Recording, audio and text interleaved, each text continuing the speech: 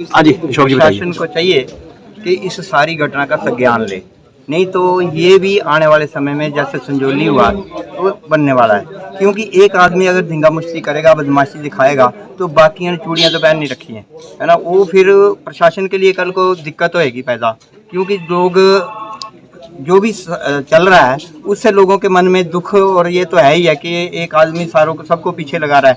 तो कल को आने वाले समय में अगर प्रशासन अपना काम ठीक से नहीं करता तो फिर समाज वो करेगा जो जरूरी है। फिर जो लातों के बोलते हैं वो फिर लातों से ही मानते हैं, बातों से नहीं मानते। वो उसके लिए समाज तैयार है।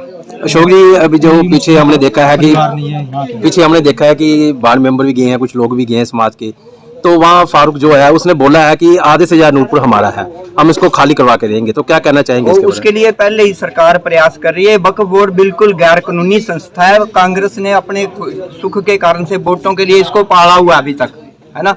नहीं तो 23% इनकी आबादी थी देश आजाद होने से पहले, 27% हिस्सा इनको दे दिया गया है देश का काट के, है ना। और यहाँ इनको रहना है, ये भी रहें, लेकिन हमारे सिर पे मूंग दलने वाला काम ये बंद कर दे, नहीं तो इनको भुगतना पड़ेगा।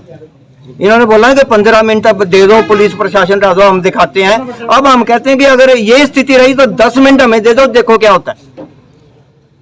भारत माता की, भारत माता की। आती हैं कमजोरियाँ, उसके बारे में वृत्तांत में बताइए।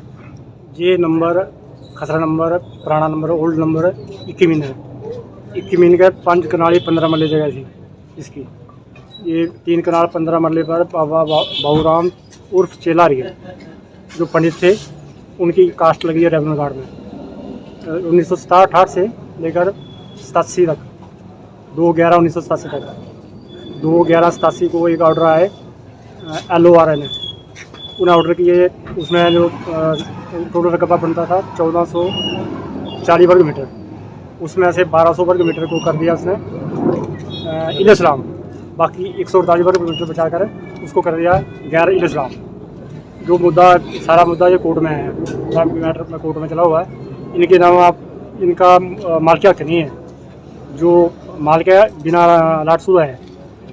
कास्ट लगाई हुई है ना अपनी 132 पर 133 पर, जिसमें 133 में कोर्ट के ऑर्डर है, स्टे है, तो कोई भी काम नहीं हो सकता उस पर। बाकी आगे पीछे हो जरा, अरे पीछे हो जरा। उसके ऊपर जल्द से जल्द एक्शन लिया जाए। सारा कोई बिचर को भारत माता की जय, भारत माता की जय। आज जो ज्ञापन दिया है किस मामले को लेकर दिया है, क्या है?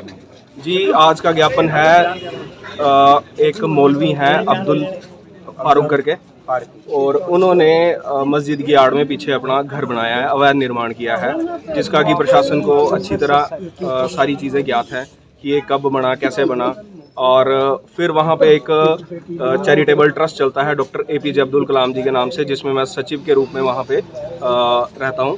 तो अब जब समिति ने उनको पूछा गया कि भाई साहब ये जो अवैध निर्माण है ये आप किसको पूछ के कर रहे हैं, तो बोले कि आपको कोई हक नहीं है पूछने का, और ये हक सिर्फ अपने SDM और जो भी है प्रशासन पूछ सकता है।